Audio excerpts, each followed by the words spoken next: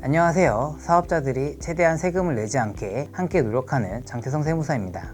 오늘은 카페 사장님들을 위한 세금 이야기 쉽게 풀어드리겠습니다. 카페 창업을 하면 꼭 신고해야 하는 세금이 있습니다. 크게 세 가지인데요. 바로 부가가치세, 원천세, 종합소득세입니다. 이외에도 4대 보험이나 등록 면허세와 같은 것들이 있지만 신고가 필요한 세금은 이 세 가지라고 기억하시면 됩니다.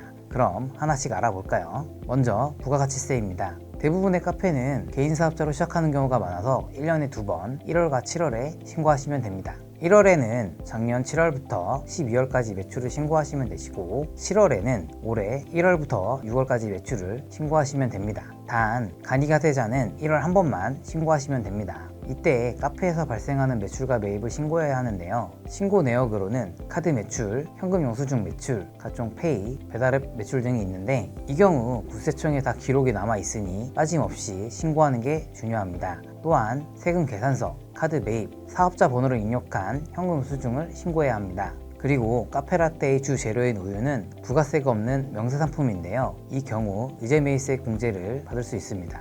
4월과 10월에는 부가세의 절반을 미리 납부하는 예정고지 세액도 있으니 자금 계획을 미리 세워두셔야 합니다. 두 번째로 신고해야 할 세금, 바로 원천세입니다. 카페를 운영하다 보면 직원도 고용하게 되는 경우가 있는데요. 이때 직원의 급여를 신고해야 하는데 이게 바로 원천세입니다. 원천세는 매달 10일까지 신고하면 되는데요. 6월과 12월 반기 신고도 가능합니다. 급여 신고 방식 또한 여러 가지인데요. 세액 공제가 가능한 4대 보험이 가입된 직원, 고용산재보험이 가입된 일원직 근로자, 배달 라이더처럼 특정 사업장 소속이 아닌 프리랜서, 사주 평균 1주 15시간 미만 근무하는 단시간 근로자, 이렇게 4가지의 근로 형태에 따라서 신고 방법이 다르니 잘 확인하고 신고하셔야 합니다. 세 번째로 신고해야 할 세금은 바로 종합소득세입니다. 종합소득세는 5월에 신고해야 하는 중요한 세금입니다. 근로소득과 사업소득을 합산하여 신고해야 합니다. 부가가치세 신고하려면 정리된 매출 매입과 원천세 신고한 직원급여, 4대 보험,